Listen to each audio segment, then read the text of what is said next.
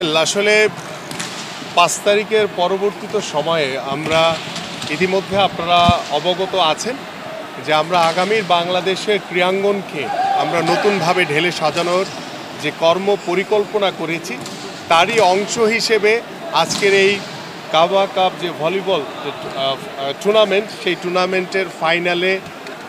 যদিও আমাদের সকল এক্সপেকটেশন ছিল যে আমাদের বাংলাদেশ দল ভালো করবে, আনফর্চুনেটলি হয়তো বা কাঙ্ক্ষিত সাফল্য আমরা অর্জন করতে পারি নাই। বাট আমার কাছে মনে হয়েছে যে এই ধরনের ইন্টারন্যাশনাল টুর্নামেন্ট আমরা পর্যায়ক্রমে, আমরা শুধু কাবা কাপ না, আমরা পর্যায়ক্রমে আমাদের যারা ফেডারেশনে আছেন এবং এনএসসির দ্বারা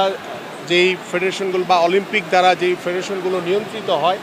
আমরা চাইব যে ভলিবল, হ্যান্ডবল থেকে শুরু করে ছোট ছোট যে খেলাগুলো আমাদের রয়েছে সেই খেলাগুলোকে দর্শকদের কাছে, বাংলাদেশের কাছে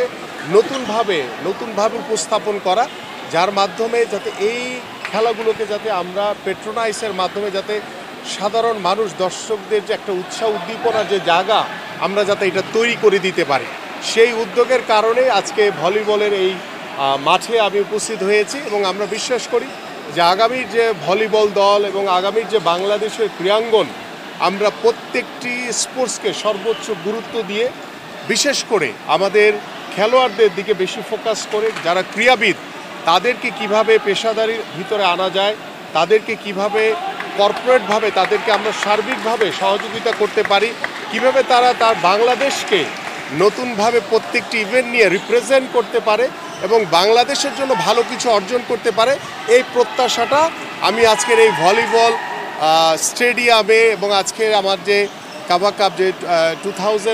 2025-এর যে ফাইনাল ম্যাচ অনুষ্ঠিত হচ্ছে, আমি শুধু ভলিবল না, আমি বাংলাদেশের সকল স্পোর্টসকে আমরা লাইমলাইটে আনতে চাই, প্রত্যেকটি স্পোর্টসকে আমরা দৃশ্যমান করতে চাই। আমাদের এদেশের সাধারণ যারা ফুটবল প্রেমী বলেন, ক্রিকেট প্রেমী বলেন, খেলাধুলা বান্ধব বলেন, সকল ক্রীড়া সংগঠনকে সাথে নিয়ে আমরা এই ভলিবল সহ অন্যান্য সকল খেলাধুলাকে সামনের দিকে আরও এগিয়ে দেওয়ার আমরা স্বপ্ন দেখছি।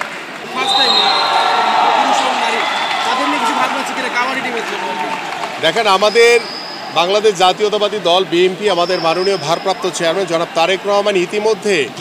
বাংলাদেশের ক্রীড়াঙ্গনের মাধ্যমে আমরা বাংলাদেশের আগামী রাজনীতিতে একটা গুণগত পরিবর্তন আনার স্বপ্ন নিয়ে কাজ করছি। সেই ক্ষেত্রে আমাদের ইউথ যে কাবাডি দল তারা যে সাফল্য এনেছে, অবশ্যই আমরা সবসময় প্রত্যেকটি স্পোর্টসের প্রত্যেকটি ইভেন্টের সকল খেলোয়াড়দের পাশে আমরা রয়েছি। এবং আমি আপনাদের মাধ্যমেও আহ্বান করব যে বাংলাদেশের প্রত্যন্ত অঞ্চলে অনেক প্রতিভাবান খেলোয়াড় রয়েছে, আপনাদের মাধ্যমে যদি সেই প্রতিভাবান খেলোয়াড়ের খোঁজ আমি পাই, আমি আমার দলের পক্ষ থেকে, মাননীয় ভারপ্রাপ্ত চেয়ারম্যান জনাব তারেক রহমানের পক্ষ থেকে সেই প্রতিভাবান খেলোয়াড়ের পাশে অবশ্যই দাঁড়াবো এবং কাবাডিতে যারা ভালো করেছে তাদের পাশে দাঁড়িয়ে অবশ্যই আমরা তাদেরকে আগামীতে যাতে তারা আরও ভালো কিছু অর্জন করতে পারে সেই প্রত্যাশাটা তাদের কাছে আমরা রাখতে চাই। আসলে আপনারা জানেন যে ৫ তারিখের পরবর্তীত সময়ে আমরা এখন পর্যন্ত বাংলাদেশের স্পোর্টসের যে একটা স্থিতিশীলতা আনা দরকার, সেটা এখন পর্যন্ত আমরা হয়তো অর্জন করতে পারিনি। এবং এখানে আমাদের ক্রীড়া উপদেষ্টার যে ভূমিকা রাখা উচিত ছিল, তিনি সেটা না করে তিনি তার মতো করে তার নিজস্ব ব্যক্তিগত পছন্দ অপছন্দ, আমি যদি এক কথায় বলতে চাই যে তিনি টোটাল ক্রীড়াঙ্গনটাকে তার নিজের মতো করে স্বেচ্ছাচারিতার মতো চালিয়ে যেভাবে বাংলাদেশের ক্রীড়াঙ্গনকে একটি স্থবির অবস্থায় ফেলে দিয়েছেন। আই হোপ যে আমরা ফুটবল ফেডারেশনে যে 1 বছর পার হয়েছে তার ভিতরে আমার কাছে মনে হয় যে কমিটি কী করেছে সেটা আমার কাছে ম্যাটার করে না, বাট আমার কাছে ম্যাটার করে যে আমাদের বাংলাদেশে হামজা চৌধুরীর মতো, সামিত সোম, আমাদের অন্যান্য যারা ফুটবলার, যারা বাংলাদেশি বংশোদ্ভূত, যারা বাংলাদেশ দলের হয়ে খেলছে, তাদের উপস্থিতিতে বাংলাদেশ দলে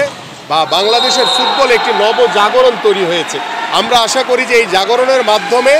আমাদের বাংলাদেশের ফুটবল সামনের দিকে আরও অনেক বেশি এগিয়ে যাবে। দেখেন, আমাদের এই ক্রীড়া দলের মূল কাজ হচ্ছে খেলাধুলা নিয়ে ব্যস্ত থাকা, তাদের কোনো রাজনীতিতে কোনো কাজ নাই। এবং স্পষ্ট বলে দিয়েছি, আমাদের নিয়াজ মোর্শেদ ভাই, তিনি আন্তর্জাতিক খ্যাতিসম্পন্ন একজন দাবারু, আমাদের জাহিদ বাংলাদেশ ফুটবল টিমের এক্স ন্যাশনাল ফুটবলার, এবং এখানে বাংলাদেশ ফুটবলের, বাংলাদেশ ক্রিকেটের টোটাল স্পোর্টসের বিভিন্ন স্বনামধন্য খেলোয়াড়দের নিয়েই কিন্তু আমাদের এই ক্রীড়া দল সংগঠিত হয়েছে এবং তাদের দ্বারা আমরা সারা বাংলাদেশের সকল জেলা উপজেলায় কমিটি করার মাধ্যমে আমরা দেশীয় খেলাসহ যে আন্তর্জাতিক খেলাগুলো রয়েছে তাদের মাধ্যমে একটি রাজনৈতিক দলের পক্ষ থেকে আমরা হয়তোবা সামনে নির্বাচন, সেই নির্বাচনের আগ পর্যন্ত আমরা চালিয়ে যাব। আল্লাহ পাক যদি আগামী নির্বাচনে আমাদেরকে নির্বাচিত করে আমরা সরকার গঠন করতে পারি, ইনশাল্লাহ সেটা সরকারিভাবেই এই ক্রীড়া দলকে পেট্রোনাইজ করা হবে যে তারা সারা বাংলাদেশে যাতে খেলাধুলা চালাতে পারে এবং এই ক্রীড়া দলের কাজ হচ্ছে শুধু খেলাধুলা নেওয়া, ব্যস্ত থাকা। তাদের কোনো রাজনীতির সাথে তাদের ন্যূনতম কোনো সংস্কৃততা থাকবে না ইনশাল্লাহ।